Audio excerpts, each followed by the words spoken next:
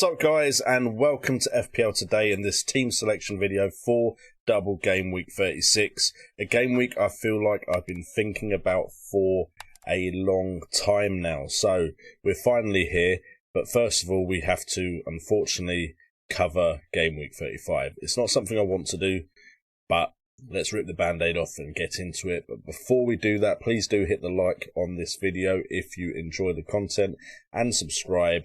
And let's get into it. So we don't even have a starting 11. We have a starting 10 because, unfortunately for me, all the rest in rotation seem to happen to me in one game week. We had Trent benched and he didn't come on. We had Salah benched. He did come on, but unfortunately that meant my captaincy armband stayed on him. I say unfortunately.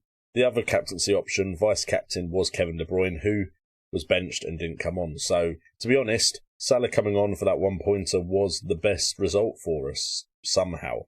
So we had a terrible pick with our captaincy choice, and then we also didn't have anyone really make up for this downfall, while the likes of Son went and got big hauls like 19 points, which really hurt my ranking, and hurt my pride a bit because we did have Son before we played the wildcard.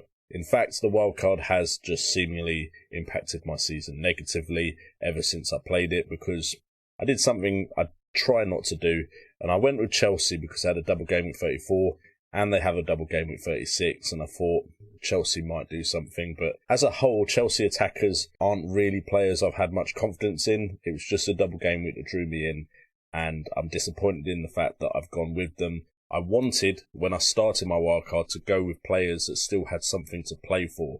The likes of Arsenal with Saka, the likes of Spurs with Son. And instead we went with Mount, and we went with a differential like Werner, and they've done nothing for us. We would have been better off with Mateta in the Werner slot, and then we could have had someone like Mount be Heung-min Son instead, and our game week might have been saved.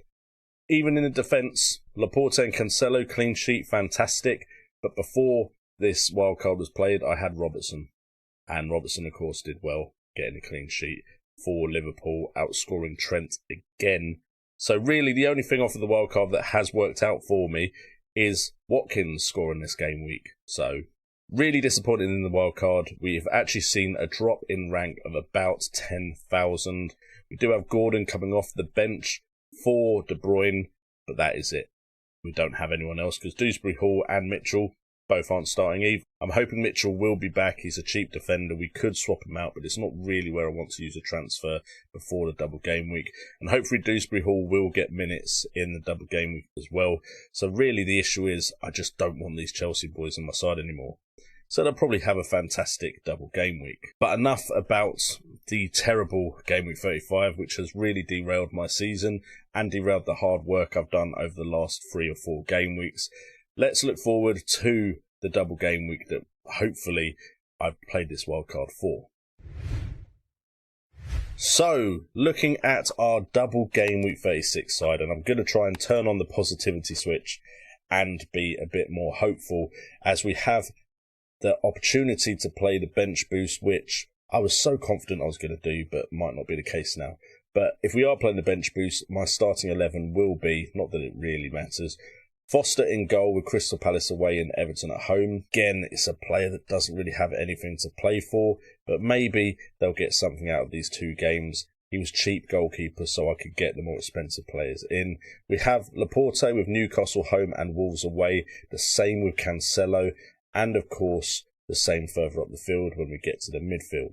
But great double game week for Man City now it's been announced, and I'm really hopeful that the whole point of me going with Man City on my wildcard was hoping for this to be the result, and we got what we wished for, so hopefully big points from the defenders there. Trent should hopefully be back for Tottenham home and Aston Villa away. I'm hoping the game against Newcastle was his rest for the rest of this season, and hopefully Robertson gets a rest. That might help me out a little bit.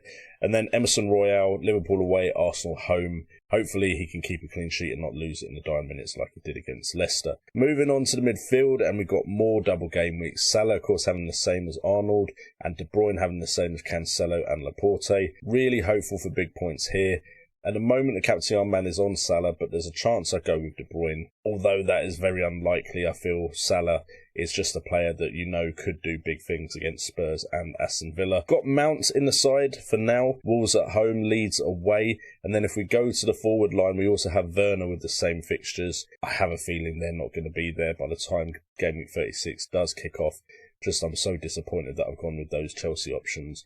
And I really kind of want Son back. Even if it is Liverpool away, Arsenal at home, Son has something to play for. His team has something to play for. And I just don't really want Mount and Werner anymore.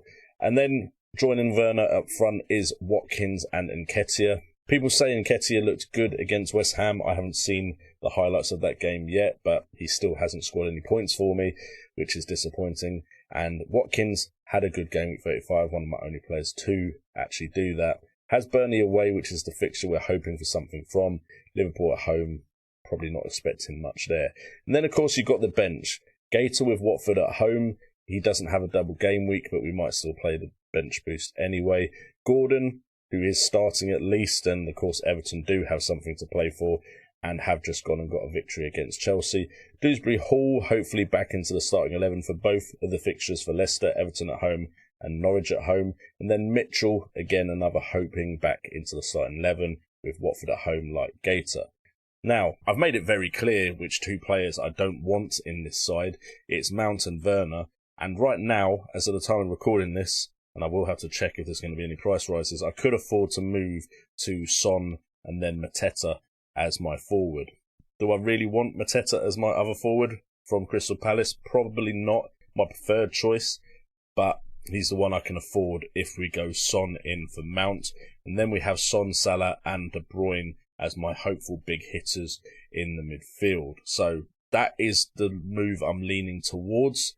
But looking at the fixture list, it could be that we do take a punt on a Leicester player. Norwich and Everton looks like an absolutely fantastic double game week. We do have the likes of Everton really playing for their place in the Premier League, with Richarlison getting some returns. We also have the likes of Arsenal with Tottenham game. That's a big game. Everyone's going to be trying to do well in that one. And Leeds. So Saka has, of course, stood out. We can't really go for any Man City players despite their good game week because we've already got the three, of course, unless we took out a Laporte and then somehow figured out a Man City midfielder or maybe even Gabriel Jesus. But even with Arsenal, Liverpool as their two games, I really want Son back. And I think I'd even be happier just having Son and it didn't work out than not having Son and it didn't work out for Son. I just want him back in my side. So the transfers right now seem very clear to me. Of course, my wildcard seemed very clear to me when I made my wildcard video in Game Week 34, and then I went and changed that, and it didn't work out. Of course, I had Ronaldo in my wildcard team initially, and he did well in the double game week, and he still has a game tomorrow, and I have no players playing tomorrow, so my rank's probably going to drop even further than what the video suggests. So maybe what I need to learn is to just go with my gut and the first initial move that I plan to make and not overthink it. Anyway, guys, let me know how your Game Week 35 went and also your plans for Double Game Week 36 in the comments down below. Make sure to hit like, subscribe and that notification bell to support the channel. And hopefully we'll have another video up for you guys this game week about players to focus on for Double Game Week 36. With all that being said, I've been JNO, this has been FPL Today, and remember, it's all about the game.